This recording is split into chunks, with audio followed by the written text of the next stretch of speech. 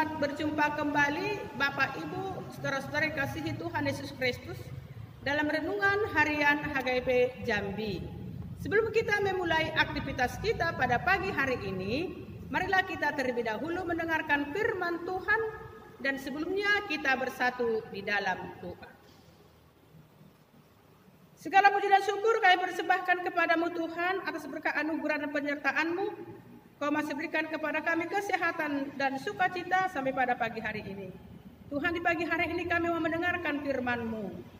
Kiranya Engkau berikan kekuatan kepada kami untuk dapat melakukan apa yang Kau firmankan kepada kami, supaya hidup kami berkenan di hadapan-Mu dalam melakukan segala aktivitas kami pada satu hari ini. Dalam nama Tuhan Yesus Kristus kami berdoa dan mengucap syukur. Amin. Bapak Ibu, saudara-saudara yang kasihi Tuhan Yesus Kristus, renungan harian untuk kita pada pagi hari ini, Jumat 5 November 2021, tertulis dalam kitab Galatia, pasal 3 ayat 25. Demikian firman Tuhan. Sekarang iman itu telah datang. Karena itu kita tidak berada lagi di bawah pengawasan penuntun. Sekali lagi saya bacakan. Sekarang iman itu telah datang. Karena itu kita tidak berada lagi di bawah pengawasan penuntun. Demikian firman Tuhan. Orang Yahudi selalu melihat bahwa mereka sangat berbeda dari bangsa lain. Karena mereka memiliki hukum Taurat. Mereka menganggap bahwa mereka adalah bangsa yang kudus, bangsa yang suci, dan bangsa yang benar. Mereka tidak boleh makan bersama-sama dengan orang yang non-Yahudi. Inilah yang dicela oleh Paulus. Paulus dengan sungguh-sungguh menunjukkan bahwa tidak ada perbedaan orang Yahudi dengan orang non-Yahudi. Orang Yahudi tidak dapat memperoleh pembenaran. Orang Yahudi tidak dapat memperoleh keselamatan karena hukum Taurat. Dengan demikian, Paulus menyatakan bahwa orang Yahudi sama dengan non-Yahudi adalah sama-sama manusia yang berdosa. Tidak ada perbedaan. Mereka hanya dapat dibenarkan oleh karena iman.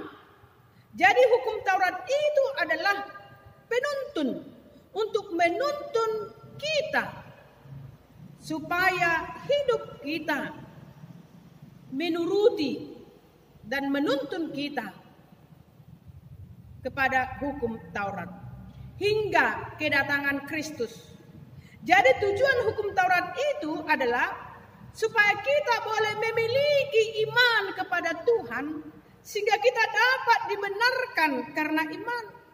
Dan dengan itu juga mereka akan menjadi anak-anak Allah dan satu di dalam Kristus. Dikatakan sekarang iman itu telah datang. Karena itu kita tidak berada lagi di bawah pengawasan penuntun.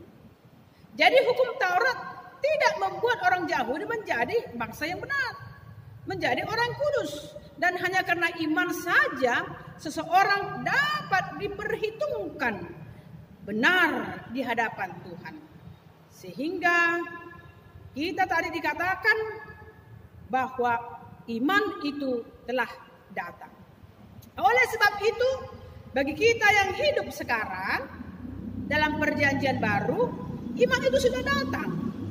Kita haruslah memiliki iman yang benar, yaitu iman kepada Allah Bapa melalui Tuhan Yesus Kristus. Kita tidak boleh hanya terpaku pada hukum Taurat saja, karena hukum Taurat hanyalah penuntun atau pengantara kita untuk menghantar kita kepada keselamatan yang sesungguhnya di dalam nama Tuhan Yesus Kristus. Karena penebusan Kristus melalui iman, kita semuanya menjadi anak-anak Allah. Kita mendapat keselamatan Kristus dan mendapat identitas yang mulia sebagai anak-anak Allah. Itu semua karena anugerah Allah. Oleh karena itu, orang yang hidup dalam iman, yang menjadi anak-anak Allah, hidup kita harus menjadi anak-anak yang memuliakan Allah dan menjadi berkat dan menjalani kehidupan baru yang lebih baik lagi. Oleh sebab itu, marilah kita menjalani hidup kita dengan hidup di dalam iman percaya kita kepada Tuhan Yesus Kristus. Jadi orang yang hidup di dalam iman adalah orang yang hidup yang berkenan di hadapan Tuhan Bapa kita yang di sorga. Oleh sebab itu, saudara-saudara kasih Tuhan Yesus Kristus, marilah kita menjalani hidup kita dengan sungguh-sungguh mengandalkan iman percaya kita kepada Tuhan Yesus Kristus. Tuhan memberkati kita. Amin. Allah Bapa yang di sorga, segala puji dan syukur kami persembahkan kepadamu. Engkau mengingatkan kami di pagi hari ini supaya kami hidup di dalam iman. Iman percaya kami kepada Tuhan Yesus Kristus yang telah membenarkan kami, yang telah menguduskan kami dengan darah-Mu yang kudus itu. Oleh sebab itu ajar kami Tuhan untuk melakukan yang sesuai dengan kehendak-Mu. Jadi kami hidup dalam iman dalam segala perkara pergumulan yang kami hadapi. Berkati jemaat-Mu Tuhan dimanapun mereka berada, dalam aktivitas mereka sehari-hari. Tambahkan Tuhan berkat-Mu. Jauhkan kami Tuhan dari mara bahaya COVID-19 di tengah bangsa kami ini Tuhan Yesus. Dalam nama Tuhan Yesus Kristus kami berdoa dan mengucap syukur. Amin. Salam. Tuhan berkati kita dan selamat beraktivitas.